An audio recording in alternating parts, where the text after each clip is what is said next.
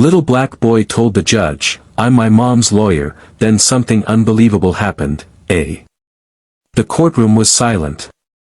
Even the ticking of the wall clock seemed to pause as all eyes turned to the small boy standing at the defendant's table. Barely reaching the microphone, he cleared his throat, his oversized button-down shirt tucked awkwardly into his pants. "Your Honor," he said, voice trembling but firm, "I'm my mom's lawyer." Gasps echoed through the courtroom. The judge, a stern man with decades on the bench, adjusted his glasses and leaned forward. "Excuse me, son." The boy straightened his shoulders. "My name is Jamari. I'm 10 years old. And my mom didn't do anything wrong. She just couldn't pay rent 'cause she got sick. But that doesn't make her a bad mom." Jamari's mother, sitting beside him in her faded waitress uniform, lowered her face into her hands, tears slipping through her fingers. She hadn't expected this.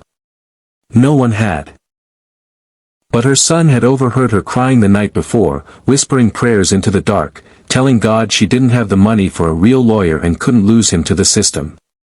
Jamari had stayed up all night on the library computer, reading what he could about eviction law, watching courtroom videos, learning phrases like mitigating circumstances and compassionate consideration.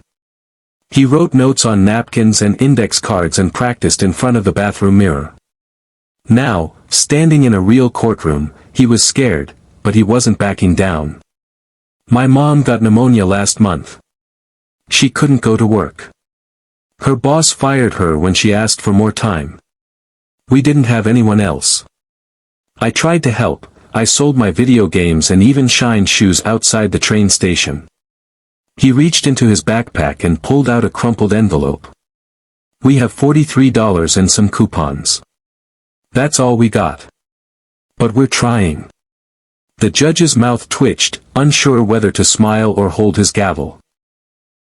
Across the room, the opposing lawyer, representing the property owner, frowned at his paperwork. No one had prepared him for this. Jamari kept going. "My mom's not a criminal. She's my hero.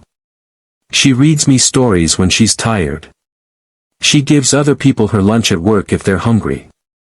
She says you should always try to be kind, even when you don't got much." The judge cleared his throat. "Son. I don't know what to say." Jamari blinked, his voice cracking. "Please don't take our home. Please don't take my mom away." Silence filled the room again. But it wasn't just quiet, it was heavy. It was the kind of stillness that comes before something shifts, when hearts begin to open. The judge leaned back in his chair. "This court is not accustomed to allowing minors to speak in legal proceedings," he began slowly, "but today, I will make an exception." He looked directly at Jamari's mother. "Ma'am, is what your son said true?" She nodded, unable to form words. "I've seen a lot in my years," the judge continued, voice softening.